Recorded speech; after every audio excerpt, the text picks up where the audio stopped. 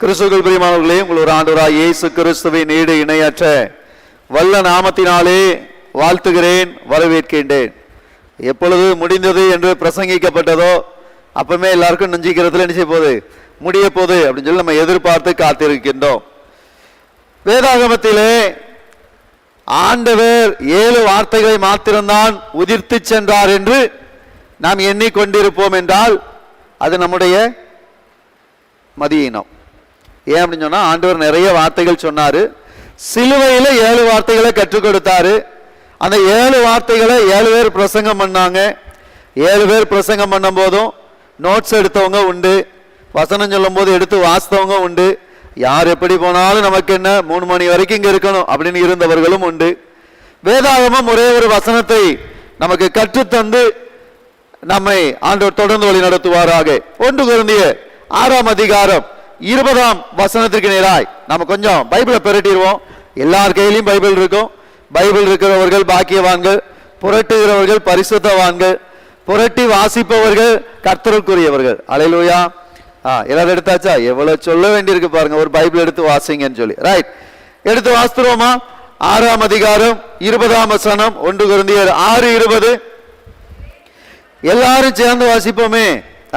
கிரயத்திற்கு கொல்லப்பட்டீர்களே, ஆகையால் தேவனுக்கு உடையவர்களாகிய உங்கள் சரீரத்தினாலும் உங்கள் ஆவியினாலும் தேவனை மகிமைப்படுத்துங்கள். நம்ம எதுக்கு கொல்லப்பட்டிருக்கோம்? கிரயத்துக்கு கொல்லப்பட்டோம். அந்த கிரயம் ஆண்டவருடைய ரத்தம், ஆண்டவர் சிந்தின ரத்தம். அவர் நம்ம மீட்டிருக்கிறார். அதனால இந்த 40 நாள் முடிஞ்சிட்டு இனிமே நம்ம கறி சாப்பிடலாம், மீன் சாப்பிடலாம், அது இல்ல வாழ்க்கை. அந்த 40 நாள்லயும் கறி சாப்பிடாம சேர்த்த உண்டியல் தான் அங்க வந்திருக்கு. அப்படித்தானே? கறி சாப்பிடலனாலும் காய்கறி வாங்கினா அதுவும் அதே ரேட் ஆயிட்டு அப்படின்னு சொல்லுகிற மக்களாய் நாம் மாறிவிட்டோம். வேதாகமம் சொல்லுகிறது, அவர் கிரயத்திற்கு நம்மை மீட்டு கொண்டார். 3 கேள்விகள் எழுப்பப்பட்டது. 3 கேள்விகள் எழுப்பப்பட்டது. The question of desire என்று வேதாகமத்திலே சொல்லப்படுகின்ற ஒரு கேள்வி. மத்தேயு என்பவர் எழுதிய நற்செய்தி நூல் 27ஆம் அதிகாரம் 18ஆம் வசனத்தை யாராவது ஒருவர் வாசிப்போம்.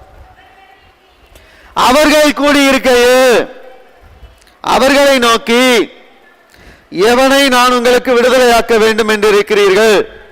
பரபாசையோ கிறிஸ்து எனப்படுகிற இயேசுவையோ? யார் கேட்டா?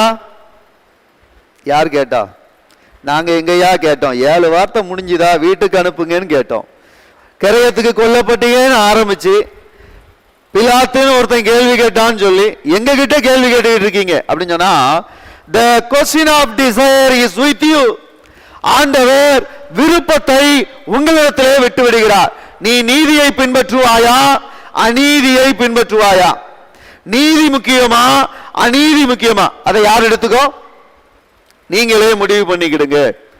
அந்த இடத்துல சொன்னதை சொல்றேன், நான் உங்களை சொல்லல. ஏன்னா நிறைய பேர் நாங்க என்னையா செஞ்சோம் அப்படிங்கிற மாதிரி பாவம் போல பாக்கீங்க. இங்க இருந்த யூதர்கள் ஆண்டவர் கேள்வி கேட்கிறார். ஆண்டவர்கிட்ட கேள்வி கேட்கல, இத பிலாத்து ஒரு கேள்வி கேட்கிறார். என்ன கேள்வி கேட்கிறாரு? உங்களுக்கு இயேசு வேணுமா, பரபாஸ் வேணுமா? பரபாஸ் எப்படிப்பட்டவன்? வேதாகமம் தெளிவாய் கற்றுத் தருகிறது. மார்க்கு 15:7, லூக்கா 23:19, இதெல்லாம் வீட்டுல போய் வாசித்துக்கிடுங்க. அந்த மனிதனை குறித்து சொல்லப்படுகிற காரியம், பரபாஸ் கலகம் பண்ணினவன், கொலை செய்தவன். கலகம் பண்ணின கொலை செய்த பரபாச இங்க நிறுத்துறாங்க. இன்னொருத்தர் யாரு? இயேசு கிறிஸ்து. இயேசு கிறிஸ்து எல்லாருக்கும் பாவம் கலங்கி போய் வந்தவங்களெல்லாம் சரி பண்ணவர், நொறுங்கி வந்தவங்களை நேராக்குனவர், விழுந்து போனவங்களை எலுமினிக்க செஞ்சவர், வார்த்தையா பிரசங்கித்தவர். இவங்க எல்லாரும் பிரதான ஆசாரியரும் அங்க இருக்கின்ற வேத பாரகரும் அருமையா ஏவி விட்டாங்கன்னு 20ஆம் வசனத்துல சொல்லப்பட்டிருக்கு. ஏவி விடுறது அப்படின்னு சொன்னா, நாம நம்ம வழக்கப்படி சொல்ல போறாண்டா சிலர் மேல ஏவி விடுவாங்க. அப்படித்தானே? எதை ஏவி விடுவாங்க?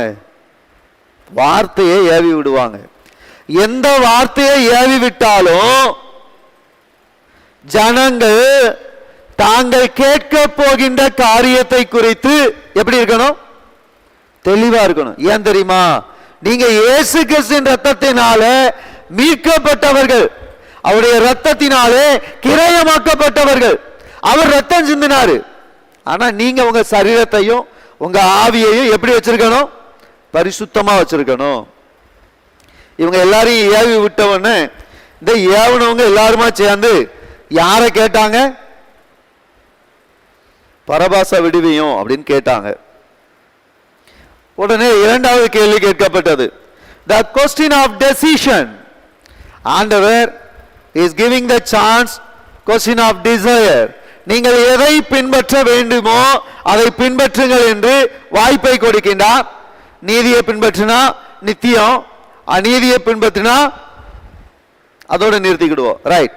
இரண்டாவது ஆண்டவரிடத்திலே அங்கே ஜனங்களை பார்த்து ஒரு கேள்வி கேட்கப்பட்டது. என்ன கேள்வி?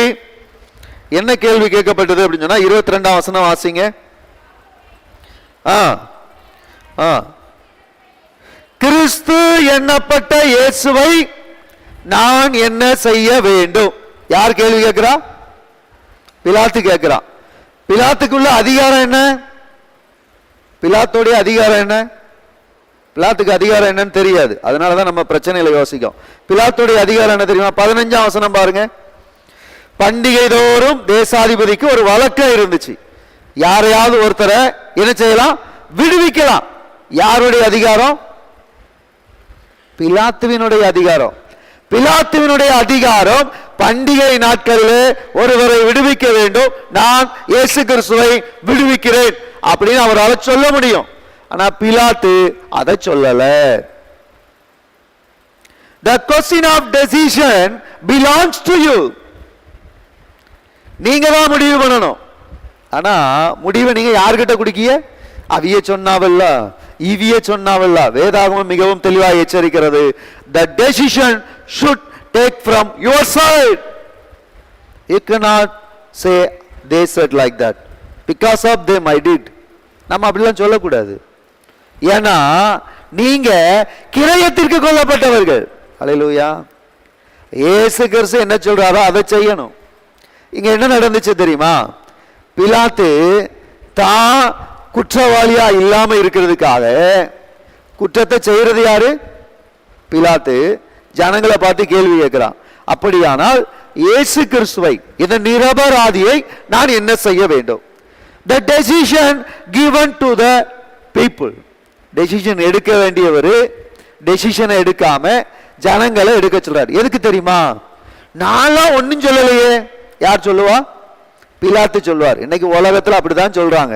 நான் ஒண்ணுமே செய்யல தெரியுமா? எல்லாம் அவங்களா பேசினாங்க, அவங்க சொன்னாங்க, இவங்க சொன்னாங்க. வேதாகமம் மிகவும் தெளிவாய் சொல்லுகிறது. பிலாத்து தான் எடுக்க வேண்டிய அதிகாரத்தை மற்றவரிடத்தில் விட்டுவிட்டான். ரட்சிக்கப்படணுமா வேண்டாமான்னு முடிவெடுக்க வேண்டியது நீங்க. சர்ச்சைக்கு வரணுமா வேண்டாமான்னு முடிவெடுக்க வேண்டியது நீங்க. கர்த்தருடைய சன்னிதானத்துல காத்திருக்குமா வேண்டாமான்னு முடிவெடுக்க வேண்டியது நீங்க. கர்த்தருடைய சமூகத்துல விண்ணப்பம் ஏறெடுக்கணுமா வேண்டாமான்னு முடிவெடுக்க வேண்டியது நீங்க. நீங்க யாரும் சொல்லக்கூடாது. நீ சொன்னால, நீ செஞ்சால, அதனால தான் எனக்கு இப்படின்னு சொல்லக்கூடாது. பிலாத்து ரொம்ப அருமையா விடையை மக்களிடத்தில் கொடுத்தான். மக்கள் அங்கே சொல்கிறார்கள், அவனை சிலுவையில் அறைய வேண்டும் என்றார்கள். அவனை சிலுவையில் அறைய வேண்டும் என்றார்கள். யார் சொல்லல? பிலாத்து சொல்லல. கிறிஸ்தவன் நான் சொல்லல அப்படின்னு நாம தப்பிச்சுக்கிறோம். வேதாகமம் மிகவும் தெளிவாக எச்சரிக்கிறது, கிரயத்திற்கு கொல்லப்பட்டீர்கள். இந்த மூன்றாவது கொஸ்டின் என்ன அப்படின்னு சொன்னா 23ஆம் வசனத்துல எல்லாரும் சேர்ந்து வாசிப்போம். எல்லாரும் சேர்ந்து வாசிப்போம். தேசாதிபதியை விட்டுருவோம், அந்த இடத்துல நம்ம பேரை போட்டுக்கிடுவோம். சரியா? எல்லாரும் சேர்ந்து வாசிங்க. பக்கம் எடுத்துக்கணுமா? 44ஆம் பக்கம். பைபிள்ல 44ஆம் பக்கம். எல்லாரும் எடுத்து வாசிப்போம். ஏன் என்ன பொல்லாப்பு செய்தான்? எல்லாரும் வாசிங்கன்னு சொன்னா அமைதியா உட்கார்ந்துட்டு இருக்கேன். முதல்ல வாழ்க்கையில கீழ்ப்படியணும். முதல் படி என்ன படி? கீழ்ப்படி. சரியா? என்ன சொல்லியிருக்கு?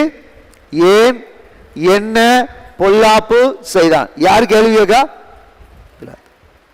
இப்போ 2 கேள்வி கேட்கப்பட்டுச்சு. உங்களுடைய விருப்பம் என்ன? நீங்கள் முடிவு எடுத்துக் கொள்ளுங்கள். உங்களுடைய முடிவு என்ன? நீங்கள் முடிவு எடுத்துக் கொள்ளுங்கள். 3வது வினா கொடுக்கப்படுகிறது. நீங்கள் முடிவு செய்தீர்களே எதற்காக என்று வினா எழுப்பப்படுகிறது. ஏன் என்ன பொல்லாப்பு செய்தான்? பதில் என்ன தெரியுமா? மௌனம். பதில் மௌனம். கிறிஸ்தவர்களாகிய நமக்கு 7வது வார்த்தையை பேசின சகோதரர் ரொம்ப அருமையா ஒரு கேள்வி கேட்டார். அது எத்தனை பேருக்கு புரிஞ்சிச்சின்னு தெரியல. சாவும் போது சமாதானமா செத்துருவோமா? இன்னைக்கு செத்தா ஆண்டவர் கூட இருப்போமா? அது 100% உறுதிதானா அப்படின்னு ஒரு கேள்வி கேட்டாப்ல. கேட்டது என் காதுல கேட்டுச்சு. ஆனா அவர் சொல்லும் போது அதுக்கு அடுத்தால சொல்ல ஒரு பதில் சொன்னாப்ல. என்ன பதில் சொன்னாப்ல? 100% உறுதி இல்ல, அப்படிதானே? அப்ப நீ கிறிஸ்தவனே இல்ல.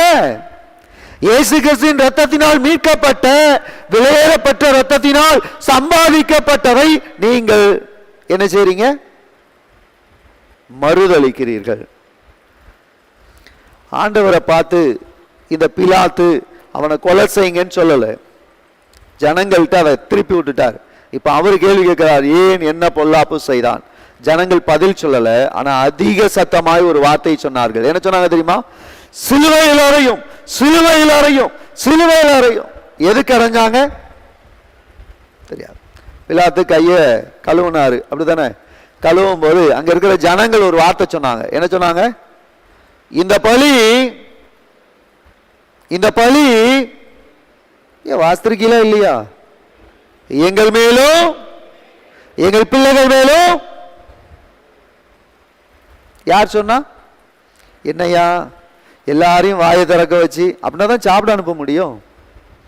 சத்தியம் தெரியாம முடிச்சுட்டு சாப்பிட்டு போறதுல பிரயோஜனம் இல்ல. 7 வார்த்தைகள் ஆண்டவர் உதிர்த்தார். 8வது வார்த்தையை நான் கற்று தந்திருக்கின்றேன். கிரயத்திற்கு கொல்லப்பட்ட நீங்கள் 3 வாய்ப்புகள் உங்களுக்கு கொடுக்கப்படுகிறது. முடிவு நீங்கள் எடுப்பதற்கு முன்பதாக உங்களுடைய விருப்பம் என்ன என்று கேள்வி கேட்கப்படும். முடிவு உங்கள் கரங்களிலே கொடுக்கப்படும். 3வது ஆண்டவர் ஒரு வாய்ப்பு கேள்வி கேட்பாரு. என்ன கேள்வி கேட்பார் தெரியுமா? ஏன் நீ பரலோகம் வரவில்லை? கண்களை மூடி பரலோகத்தின் பிதாவை நோக்கி ஜெபிப்போம். கிருபையும் இரக்கம் நிறைந்த எங்கள் பரலோகத்தின் தகப்பனே, இந்த உலகத்திலே என்னுடைய சுய விருப்பங்களை நிறைவேற்றுகிறவர்களாய் அல்ல, எங்களுடைய முடிவுகள் உமக்குள்ளதாய் காணப்பட எங்களை தகுதிப்படுத்தும். எங்களை நோக்கி கடைசி நாளிலே நாங்கள் பரலோகத்திற்குள் பிரவேசிக்கும் பொழுது மீட்கப்படாதவர்களாய் அல்ல, மீட்கப்பட்ட ஜனமாய் வெள்ளையங்கிகள் தரித்தவர்களாய் உமை துதிக்க ஸ்தோத்தரிக்க எங்களை தகுதிப்படுத்தும். நீர் மகிமைப்படும். இயேசு கிறிஸ்துவின் நாமத்தில் ஜெபிக்கிறோம் நல்ல பிதாவே.